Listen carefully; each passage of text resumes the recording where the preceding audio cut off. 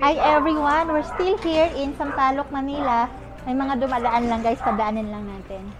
So we're still here in Sampaloc, Manila guys, kasi sa Sampaloc, Manila na po ako nakatira ngayon. So I'm gonna be showing you this amazing property dito po sa Sampaloc, Manila. Townhouse po siya. So we have 5 units, pero may nabenta na dito sa units na to guys ha. So ang kagandahan dito guys na laging hinahanap ng mga tao is parking. May parking siya, yan no.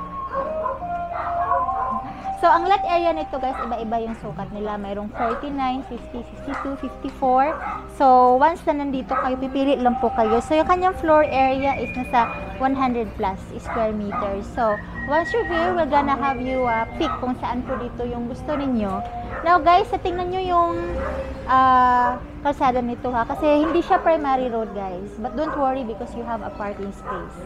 Okay, so this is 3 bedrooms, 2 toilet and bath, and then ang estimated na turnover natin guys ay mga last quarter of this year, 2025. So malapit na kasi anong buwan na ngayon? July na ngayon eh. So malapit na po siya ma-turnover. Yan, ginagawa na, makikita naman natin na malapit na talaga siyang matapos eh. Hindi lang natin papasukin guys ha, kasi ongoing construction eh. Hindi pa pinapapasok ng hindi pa natin papasukin. Pag natapos ito at hindi pa natin ito papasukin natin, o kahit na-sold out natin to, pasukin natin once tapos na. Guys, ganito lang ang itsura guys ha, kasi ongoing construction pa.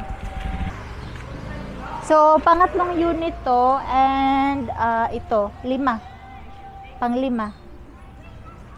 Tama, 5 unit. I remember guys, last year, binibenta ko pa yung lote nito. And then the owner decided na gawa na lang niya ng townhouse. So, ngayong taon na to, ito na yung itsura niya. 'Di ba? Malapit nang matapos. At least guys, ito ibibigay sa inyo guys ng brand new. Once na nabili nyo ito, brand new po siyang matuturn over sa inyo. Malapit na. Last quarter of this year na. So, kung meron kayong tanong guys, please feel free to message me or comment, but mas maganda na i-contact nyo ako sa aking phone, Viber, WhatsApp, or Facebook para makapag-usap tayo agad sa details because I will not be sharing details of the property via comment. So yun lamang po, I'll wait for your message, okay? Okay, guys, may papakita pala ako sa inyo ha, kasi tapat nitong ito yung townhouse na binibenta natin, right? Tapat nito guys, may tindahan na ito oh. 2 tindahan. And then may simbahan dito guys. May simbahan. Papakita ko sa inyo para sa mga Adventist.